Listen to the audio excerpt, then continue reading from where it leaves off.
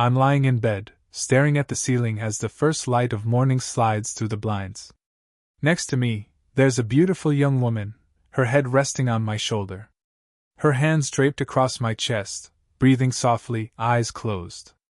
She's probably 10 years younger than me, maybe 15, but somehow, she's here, and here I am. 40 years old, starting over in ways I never imagined. It feels like I've come out on top, that somehow, against every twisted turn life threw at me, I won. But it sure as hell didn't always feel that way. Back then, I couldn't even imagine things would get this tangled. It started innocently enough, or at least I thought it did. I married Emily, my wife of 7 years, the woman I built an entire life around, a woman I trusted with my soul. And to think I was about to find out she was someone I barely even knew. A while back, she'd started spending more time on social media, especially TikTok. Emily was always pretty, still was, with the kind of natural beauty that didn't need filters or makeup, and she knew it. She'd always been the flirty type, someone who craved attention, but we had an understanding. She'd flirt, maybe post a few selfies or videos, but it was harmless. Or so I told myself. But TikTok was different. One night, she uploaded a video that went viral. The video was just her, dancing in a low-cut dress, lips parted like she was in a perfume ad. At first, I didn't think much of it. But the comments and likes kept rolling in, and it was clear that wasn't the last video she'd be posting. Soon enough, the videos got more explicit. I'd open the app to see Emily in skimpy outfits, striking poses I'd never imagined she'd share with strangers. It was uncomfortable. No, it was more than that, it was infuriating. Here I was, her husband, watching her show herself to thousands of people. Every time I brought it up, she'd laugh it off, brush me aside like I was overreacting. "Come on, babe," she'd say, rolling her eyes. "Everyone does it. It's just for fun. You're the only one being weird about it." But I knew it wasn't just for fun, not anymore. The look in her eyes when she checked her phone, the way she glowed under that fake approval, something had shifted. I tried to ignore it. Focused on work, tried to drown out the nagging feeling that I was losing her, that she was slipping away into this fake world of comments and likes, none of it real. And then one day it happened. The moment I saw the text message that would change everything. It was late, maybe midnight. She'd been sitting on the couch with her phone propped up, scrolling and typing, laughing at the screen like a teenager. She went to grab a drink from the kitchen, leaving her phone on the arm of the couch. I didn't mean to look, I swear I didn't. But there it was, a notification that caught my eye. One line of text that froze me to the core. "Can't wait to see you again, babe. When's he going to be out of the house?" I couldn't believe it. Couldn't believe she'd been talking to someone, much less talking about me, and when I'd be gone. I picked up her phone, my hand shaking, scrolling through the messages. Some were just her, talking to this stranger like he was her closest friend, her partner, like I didn't exist. Each line of text blurred into the next, words blurring, and yet every one of them felt like a knife. The messages were private, hidden away from me, yet here she was, texting him openly in our own living room. And it didn't stop there. I found videos she'd shared with him, videos of her dancing, winking, whispering his name. I had to put the phone down, my hands shaking too hard to keep scrolling. I didn't confront her that night. I couldn't. She came back with her drink, plopped down beside me with a casual smile, completely oblivious. And I sat there, my mind spinning with questions I couldn't even ask. That was the first night I couldn't sleep. I lay there in bed beside her, staring at the ceiling, wondering what the hell was happening to my marriage, to my life. Little did I know that was only the beginning. The next few days felt surreal. Every time Emily laughed at her phone or looked at it with that secretive little smile, a part of me wanted to grab it and demand an explanation. But I didn't. I just watched, feeling like some bystander in my own marriage, like the whole thing was unfolding in front of me and I had no control. Emily took a leave from work around this time. She claimed she needed a mental health break. That surprised me since Emily had always been a workaholic. She was the kind of person who thrived on structure and routine. But I figured maybe the social media thing was a way for her to unwind or distract herself. I wanted to believe that, but it felt like more than that. Something was wrong. But every time I brought it up, she brushed me off. One night, I was talking to a neighbor, Greg, who lived 2 doors down. He was an older guy, retired, one of those guys who spent most of his day sitting on his porch, watching the neighborhood go by. He was harmless and liked to chat, so I didn't think much of it when he waved me over. "You and Emily doing okay?" he asked, his face full of that kind of concerned pity that I hated to see. I forced a smile, trying to keep things light. "Yeah, why do you ask?" Greg scratched his chin, looking at me sideways. "I didn't want to get in the middle of anything, but I saw someone at your place yesterday. Guy came by in the afternoon while you were at work." I froze. "Who was it?" I asked, trying to keep my voice steady, though my heart was pounding. He shrugged. "Some guy I haven't seen before. Younger, maybe early 30s, looked like he was dressed for a date or something. Didn't stay long, maybe an hour. Thought you should know." I nodded, trying to act casual, but I knew Greg could see the wheels turning in my head. I thanked him and walked back home in a daze, my mind racing with questions I didn't want to answer. Had she brought him here? To our house? When I got inside, the place was quiet, too quiet. Emily was out, claiming she was visiting her sister. I went through every room, half expecting to find some clue, some scrap of evidence she'd left behind, but there was nothing. Just silence. The whole place felt emptier than it ever had, like I was the only one left in a marriage that was already half gone. Later that night, she came home, smiling, carrying a bag of leftovers from her sister's house. She looked at me, completely unaware of what I knew, or what I thought I knew, and laughed at something on her phone. "Did you have fun at your sister's?" I asked, testing the waters, trying to get a read on her. She nodded unfazed. "Yeah, you know her. All she wanted to talk about was her wedding plans." She rolled her eyes, oblivious to the fact that I was watching her every move, every lie.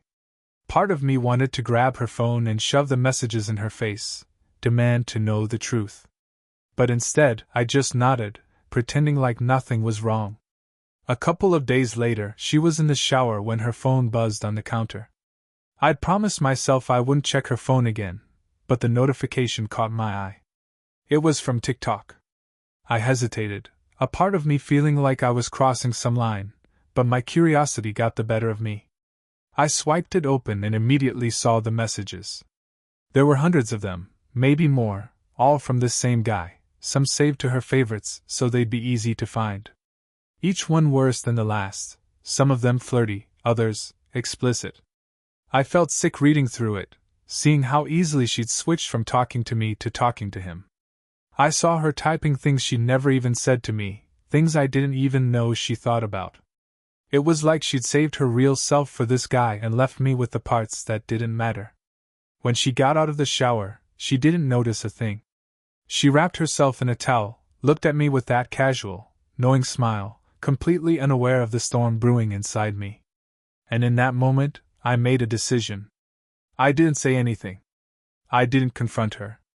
I just let her keep on thinking she'd fooled me, let her think I was none the wiser. The days that followed were a strange mix of rage and numbness. I went through the motions, but every time I looked at Emily, all I could see was her betrayal, like it was written across her face, plain as day. I was just waiting, biding my time, letting her believe she'd gotten away with it. She became careless. With me watching, she started leaving her phone around more often, as if she'd convinced herself I wouldn't check it again. Every time I'd see it lying on the counter, that temptation gnawed at me. The messages were always there, ready to confirm what I already knew, each one like a fresh jab in the gut. One evening, I came home late from work, exhausted but still on edge, expecting her to be holed up in our bedroom or on the couch, phone glued to her hand like usual. But she wasn't there. The house was dark and silent, and for a second, I wondered if maybe she was out with her so-called friends, again, laughing it up while I was left to pick up the pieces of whatever was left of us. Then I noticed her car in the driveway and her bag on the kitchen counter. Strange, I thought, where could she be? I looked around and then noticed her phone on the couch. Another message notification blinked across the screen. It was him, the same guy, sending her some half-hearted sweet nothing. This time, though, he wasn't just some stranger behind a screen. Greg had seen him, and he'd been in my home. That thought alone was enough to make my blood boil. Suddenly, I heard footsteps coming up from the basement. Emily stepped into the kitchen, looking startled when she saw me. She gave me that sweet, innocent smile, but something about her was off. Her hair was a mess, her shirt rumpled like she'd thrown it on in a hurry. "Hey, babe," she said, as if she hadn't just appeared out of nowhere. "Didn't hear you come in." I forced a smile, acting like everything was fine. "Where were you?" She hesitated, glancing at her phone on the couch, as if she was worried I'd seen something. "Just doing some laundry in the basement," she said, shrugging, trying to act casual. But I knew better. She looked like she'd been caught, her eyes darting to her phone, her fingers nervously fidgeting with the hem of her shirt. I didn't press it, though. I just watched her, knowing that the truth would come out sooner or later. The lies were already starting to pile up. The next morning, I left for work early, but I didn't actually go in. I couldn't. I spent the day driving, thinking about everything, thinking about the life I'd built and the woman I thought I knew, and how she'd managed to rip it all apart without a second thought. By noon, I decided to stop by a coffee shop a few miles out of town, needing a break from my own thoughts. While I sat there, my phone buzzed. It was Greg, the neighbor, sending me a quick text. "Hey, just thought you should know, saw that guy again this morning. Your house." I read the message 3 times, each word sending a fresh wave of fury through me. I didn't reply, didn't know what to say. Instead, I left the coffee shop and drove straight home, half expecting to find them together, caught red-handed. When I pulled up to the house, though, it was empty. Her car was gone, and everything was quiet. I went inside, checking every room, looking for some kind of sign, anything to confirm what I already knew. But there was nothing. It was like she'd been careful to cover her tracks this time, like she knew I was close to discovering her secret. By the time she came home that evening, I'd calmed down, but the anger was still there, just under the surface. She walked in, all smiles, greeting me with a casual kiss on the cheek as if nothing had happened. "How was your day?"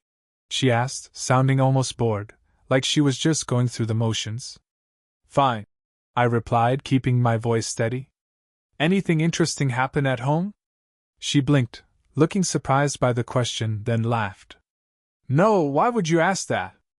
I shrugged, giving her a long, hard look. "Just curious."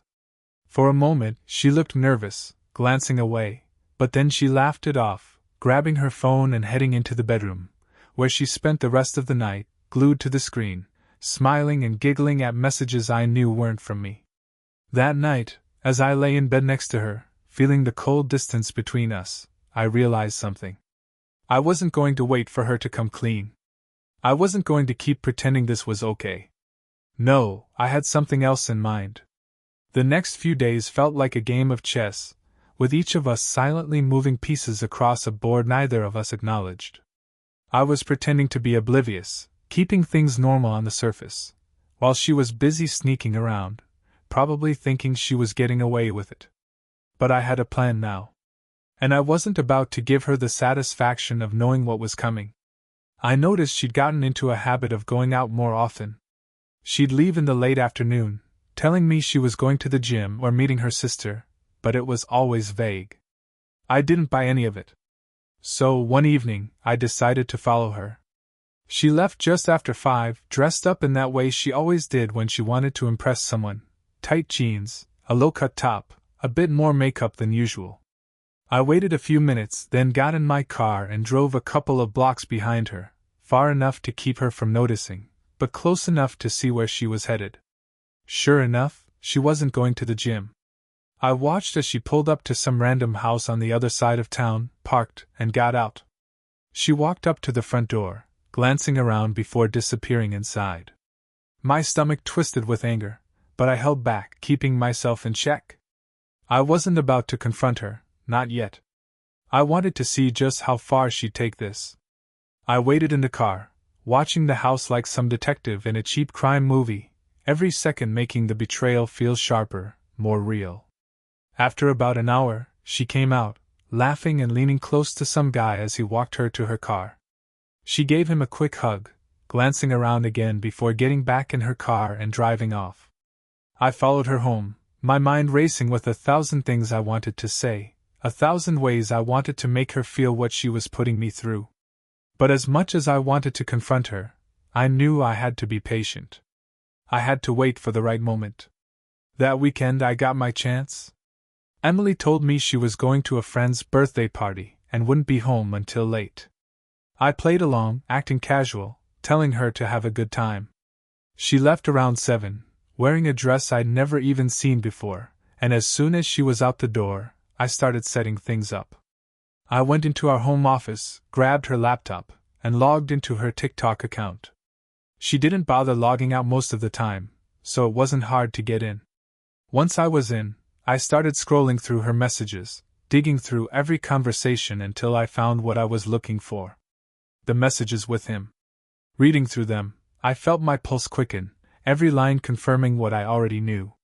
They talked about meeting up, about when I'd be gone, about the things they'd done together. They joked about how clueless I was, how easy it was for them to sneak around. Each message felt like a slap in the face, but I kept reading, kept scrolling, determined to know every single detail. And then I saw it, a message from her, talking about our house. She told him about how she'd bought it with money from an inheritance, about how she was planning to start fresh, move somewhere new once things worked out. She was already talking about our life, our home, like it was hers alone. A part of me wanted to confront her that night, to blow it all up right then and there. But another part of me knew that wasn't enough. I couldn't just confront her and let her walk away. No, I wanted her to feel the sting of her own choices, to know exactly what she'd thrown away. So I kept quiet. I put the laptop away, locked everything back in place, and waited for her to come home. Emily didn't come back until after midnight, stumbling through the door, her makeup smudged, her perfume heady in the air. She smiled at me, the same empty smile she'd been giving me for weeks, and went straight to the bedroom without a word. She thought she'd won, that she'd pulled one over on me. Little did she know, I had a plan, one she wouldn't see coming.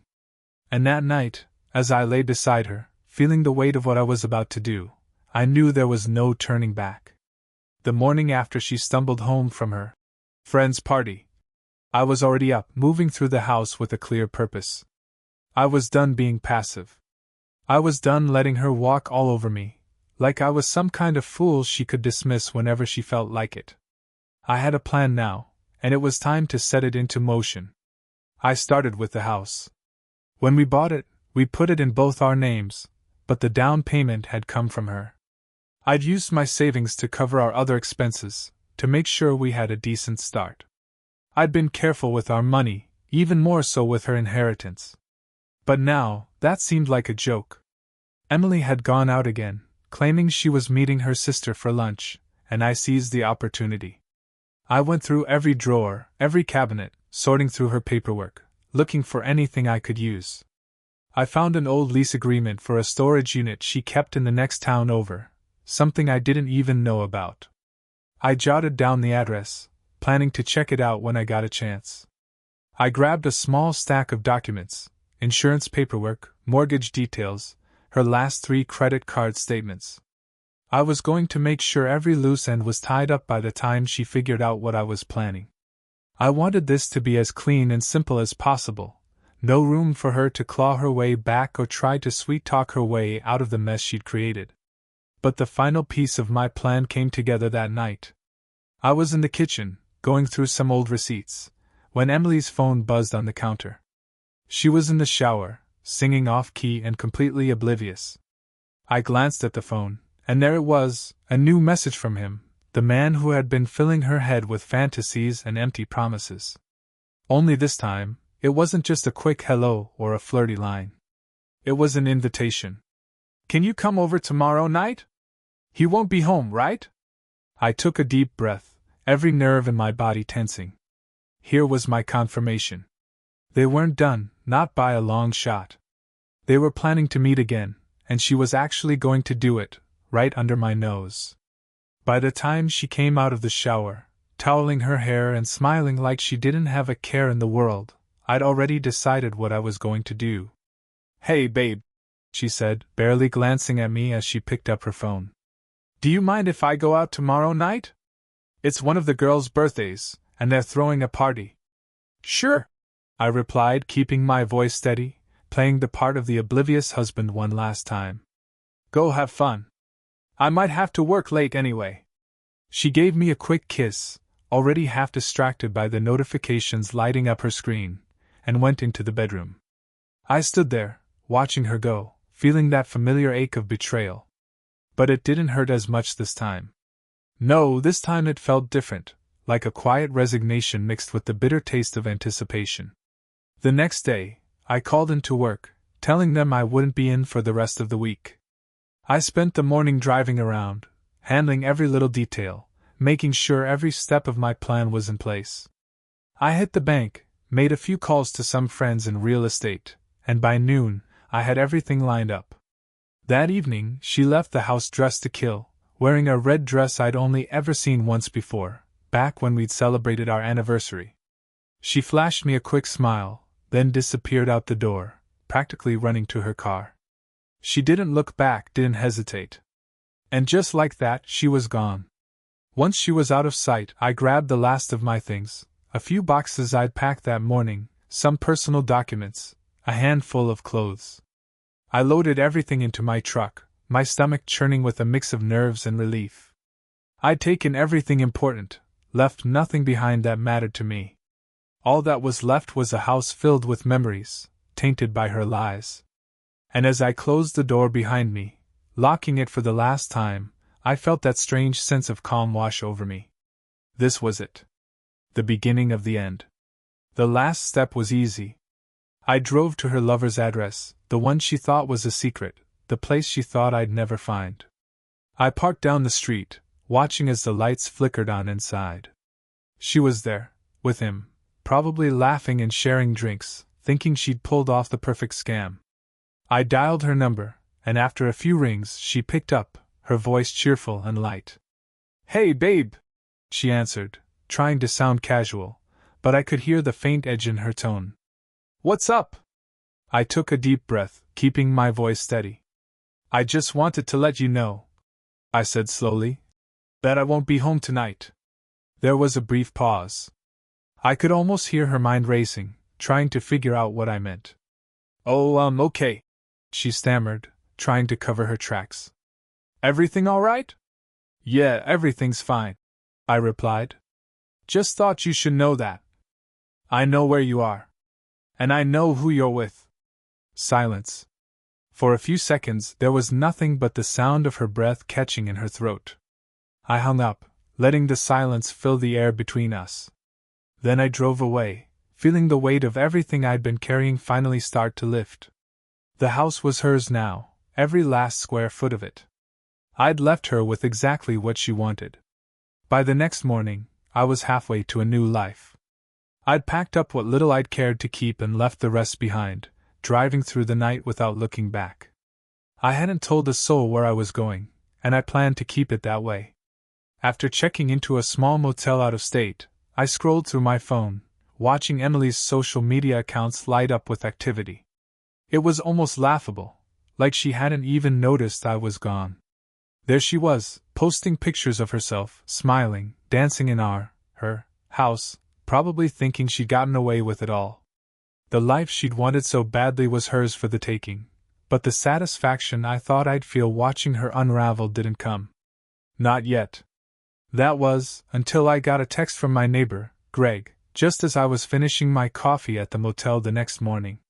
"Saw a moving truck at your place. Everything okay?" Perfect, I thought. Just as planned. I'd hired the moving company before I left, told them to show up the following day and start boxing up everything Emily owned. I hadn't told her, of course, that I'd arranged for it all to be packed up and delivered straight to her brother's house across the state line. Emily's brother, Will, and I hadn't exactly been close, but we were on friendly enough terms, and I figured if she wasn't going to tell him the truth, then maybe the mountain of boxes on his front lawn would speak for itself. As for the house itself, that was a loose end I wasn't planning to leave up to fate. Before I left, I'd called my lawyer and put the house up for sale. Emily didn't know it, but I'd already filed the paperwork to transfer her inheritance money back into her account. I left her with her inheritance, the TikTok fame she'd worked so hard for, and her shiny new life without me. And now, there was only one thing left to do. I drove back to the city one last time, arriving just after dusk. The house was dark and empty, exactly as I'd expected. I timed it so she'd be out with him, her lover, completely oblivious. I made my way through the place, flipping on lights as I went, noting how lifeless it felt. It was just a shell now, no warmth, no memories worth keeping. The place I'd thought would be our forever home was nothing more than 4 walls and a roof. I went room by room, making sure I'd left nothing behind, then went back to the truck to grab the gas cans I'd brought along. I moved through the house, splashing gasoline along the walls, across the carpets, watching as each room filled with the sharp, pungent smell.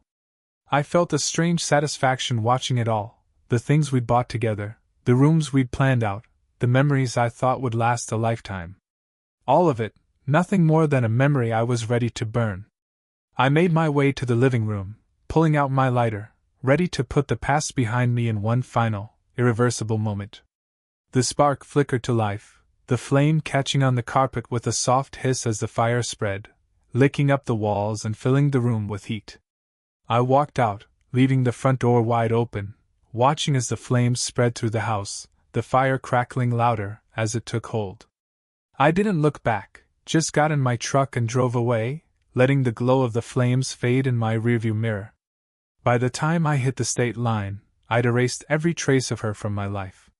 It was 2 days later, sitting in another cheap motel with a stiff drink in my hand, when I got the first call from Emily.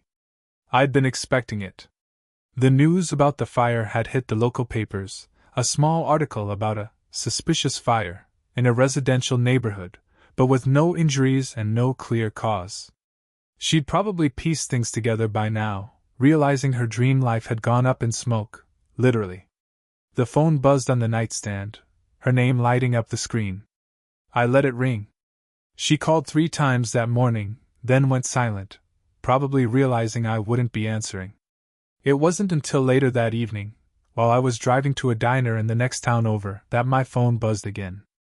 This time, she left a message. Her voice, for once, was shaky, even desperate. "I know you're out there. I don't know what happened, but please, I need to talk to you. The house is gone, and I don't know what I'm supposed to do now. Can we just talk? Please?" I listened to her message, then deleted it without a second thought. She'd had her chance to talk, while she was sneaking around with her lover, pretending our marriage was still intact. Now, she was finally feeling the fallout of her own choices, and I wasn't about to give her the satisfaction of a response. Later that week, I heard from Greg again. He'd called to ask if I was all right, saying that Emily had come by his house, frantic, looking for me.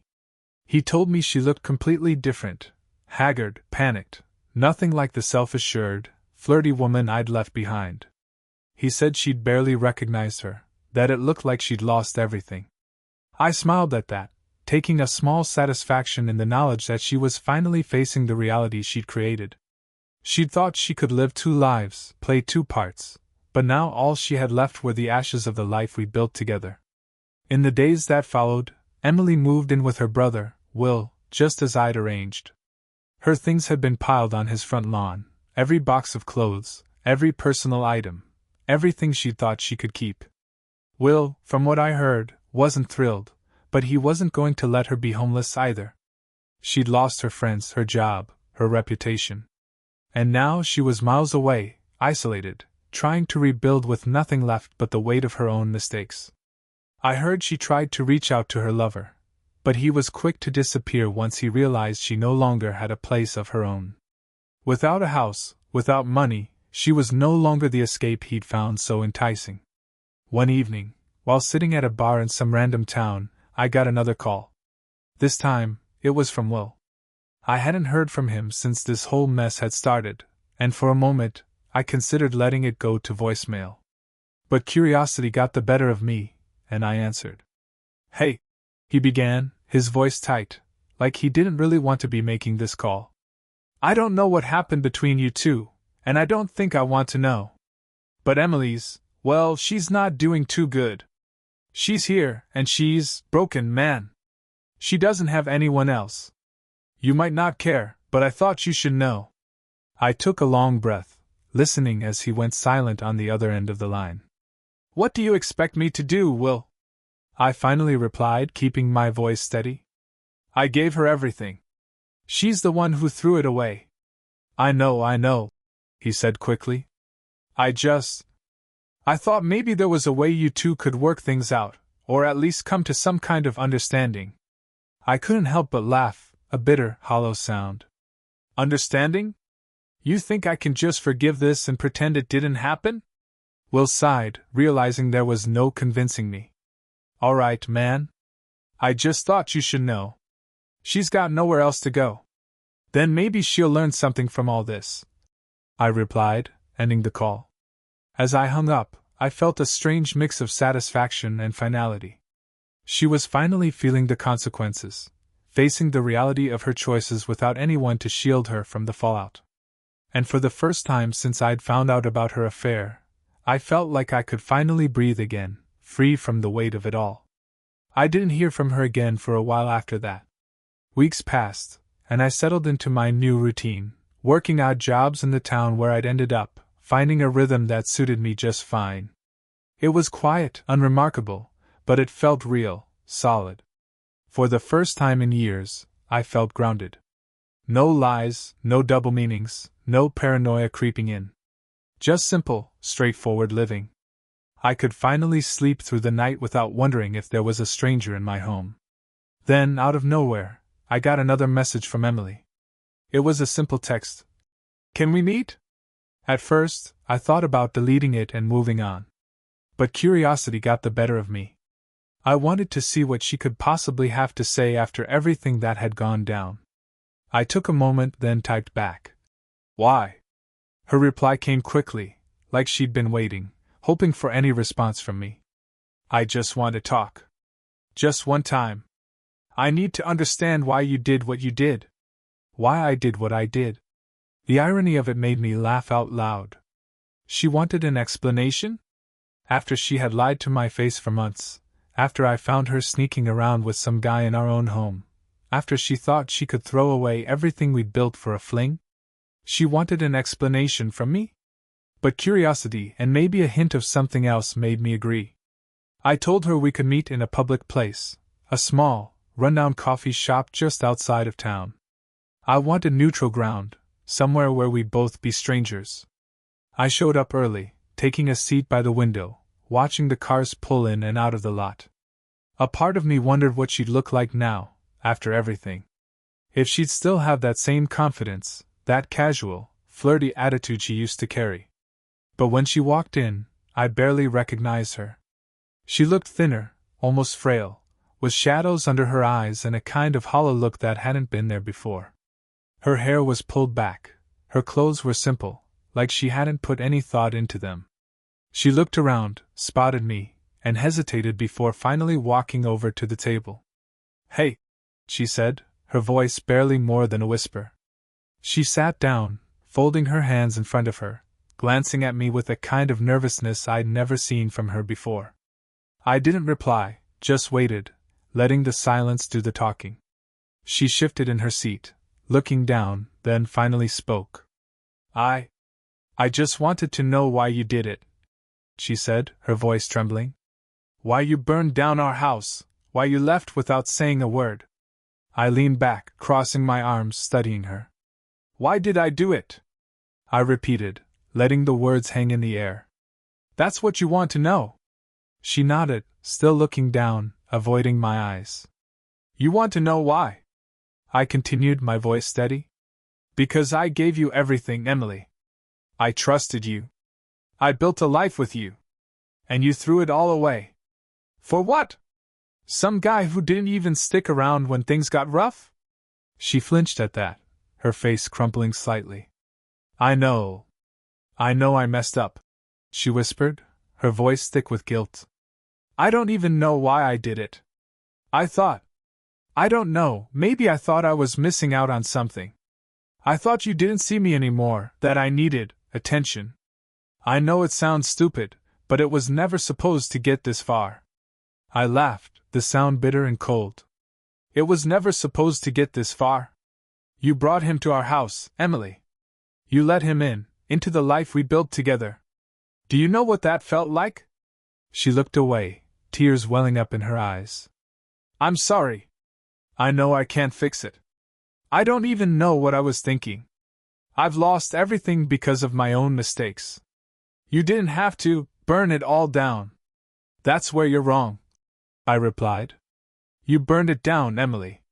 The second you chose him over me, you burned everything we had to the ground. I just made it official. She started crying then, silent tears running down her cheeks, her shoulders shaking as she tried to pull herself together. I don't know how to fix this, she whispered, barely audible. I don't even know where to start. I watched her, feeling a strange detachment, like I was looking at a stranger, a woman I'd once known but had no connection to anymore. You can't fix this, I said quietly. And I'm not here to give you some kind of closure. I'm here so you know exactly what you destroyed. We sat there in silence, the weight of everything between us filling the space. She looked at me one last time, her eyes filled with regret, and I could see that she finally understood. She understood that there was no going back, no rebuilding what she'd torn apart. It was all gone, reduced to ashes, just like the house. Without another word I got up, leaving her sitting there in that empty coffee shop, finally forced to face the consequences of her choices. And as I walked out the door, I felt lighter, like I was finally free from the chains of a past I no longer had to carry. After walking out of that coffee shop, something in me shifted.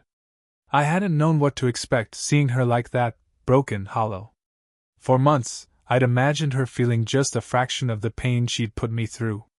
But watching her sit there, reduced to someone I barely recognized, I realized something. She was already living her own punishment. Nothing I could do or say would make her suffer more than she was now. With Emily behind me, I set about building a new life. I moved to a small town a couple 100 miles away, a place where no one knew my name, where the memories of her couldn't reach me. The air felt different here, cleaner, less weighed down by the past.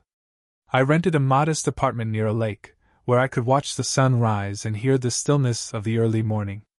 It was a far cry from the house we'd owned, but it was mine, free of everything that had gone wrong. A few weeks passed, and I started working at a local mechanic shop, picking up long shifts, keeping my hands busy. I'd always enjoyed working with machines, the predictability, the order of it all. It was the kind of straightforward work I needed to ground myself. Day by day, I felt myself settling into a kind of peace, the anger and resentment slowly fading, replaced by a quiet acceptance. One evening, just as I was finishing up at the shop, I noticed a woman standing by the open garage door, holding a set of keys in her hand. She looked to be around my age, maybe a bit younger, with a warm, easy smile that instantly put me at ease. "Hey," she said, giving a little wave. "Are you the one who's good with stubborn engines?" I chuckled, wiping my hands on a rag. "That depends. How stubborn are we talking?" She laughed, and it was the first real, unguarded laugh I'd shared with someone in as long as I could remember. She introduced herself as Lauren and explained that her car had been acting up for days, sputtering and stalling at the worst moments. We talked as I worked, her leaning against the car, watching me with a kind of casual curiosity. She asked about the town, about where I'd come from, and I kept my answers short, cautious. I wasn't ready to dive into my past, not yet. But there was something about her that made me feel safe, like I didn't have to keep my guard up so high. As the weeks went on, Lauren and I started seeing more of each other. It was never planned. We'd bump into each other at the grocery store, at the lake, once even at a diner across town. She'd wave, stop to talk, and before long, she became a regular part of my life, someone I could count on for a smile or a laugh. She didn't pry, didn't ask about the past, and I didn't offer. We were two people moving forward, and that was enough. One evening, as we sat on a bench by the lake, watching the sun dip below the horizon, she turned to me, her face soft and thoughtful. "You know," she began, her voice low, "everyone here's got a story they're running from. Seems to be the way things go in a town like this." I looked at her, feeling a flicker of unease, wondering if she'd figured me out. She smiled, almost reading my mind. "It's okay. You don't have to tell me. Just know that I'm here. Sometimes that's all we need, right? Just someone who's there." I felt something shift in that moment, a wall breaking down. For the first time since everything with Emily, I felt like I could actually breathe. I didn't need to explain myself, didn't need to lay it all out.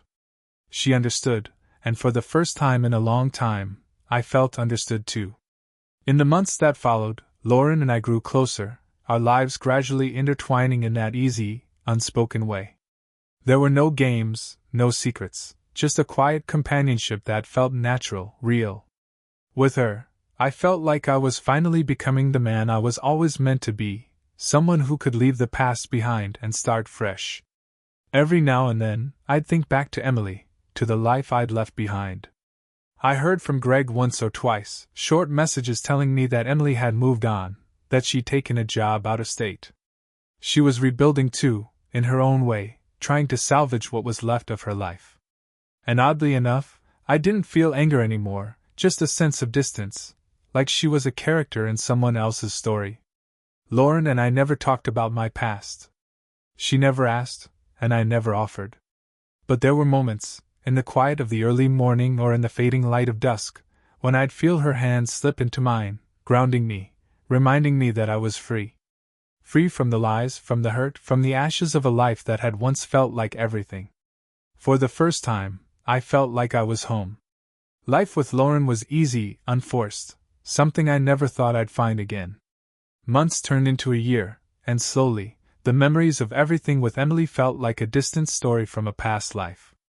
I'd never brought up the details of my old life to Lauren, but she'd sensed, in that way she had, that I was healing from something big. And she let me take my time, no questions asked. One afternoon, while sitting on the porch of my apartment, a plain white envelope arrived in the mail. No return address. I almost tossed it, assuming it was junk, but something about the handwriting on the front made me pause. My name was scrawled across it in a familiar, slanted script, Emily's handwriting. I stood there for a while, just staring at it, feeling a strange mix of curiosity and dread. After a long minute, I went inside, took a deep breath, and opened it. Inside was a single piece of paper, folded neatly, with a note in her handwriting. I braced myself, expecting anger or blame, but what I found was something else. "I don't expect you to forgive me. I know I don't deserve that. I just needed to say thank you. Losing you was the hardest thing I've ever faced, but it made me realize what I'd become. I've spent the past year working on myself, trying to understand why I did what I did. I know it doesn't change anything, but I wanted you to know. I'm sorry. I hope, wherever you are, you've found the peace you deserve." I sat there for a long time, reading and rereading her words. I hadn't expected an apology, hadn't thought she'd ever take the time to reflect on what she'd done. And yet, here it was, a quiet admission of guilt, a recognition of the pain she'd caused. It didn't undo the past, didn't change the hurt I'd gone through, but it felt like closure. The last piece of a puzzle I'd been carrying with me, finally falling into place. I folded the letter and tucked it back into the envelope, setting it in a drawer without much thought. Emily's apology wasn't going to change my life, but in some way, it felt like the final chapter closing. Whatever weight I'd carried from those days felt lighter now, like I could fully let go. That night, as Lauren and I sat by the lake, I told her the story. I told her about the life I'd had before, about Emily, about the betrayal and everything that followed. She listened, her face calm, nodding in all the right places, never interrupting. When I finished, she reached over, took my hand in hers, and gave it a gentle squeeze. "You've come a long way," she said softly. "And I'm glad you're here now." I felt a warmth spread through me, something deep and unshakable. For the first time, I realized that my past didn't define me, that I'd built something stronger, something real in the ashes of what I'd lost. I looked over at Lauren, her face framed by the fading light, and I knew this was where I was meant to be. In the weeks that followed, I took that letter out one last time, reading it with a sense of peace rather than bitterness. Then I burned it, watching the flame eat away the paper until there was nothing left but smoke. Emily was a part of my past, a chapter I'd closed. And now, standing beside Lauren, I was ready to move forward into a life that felt like my own.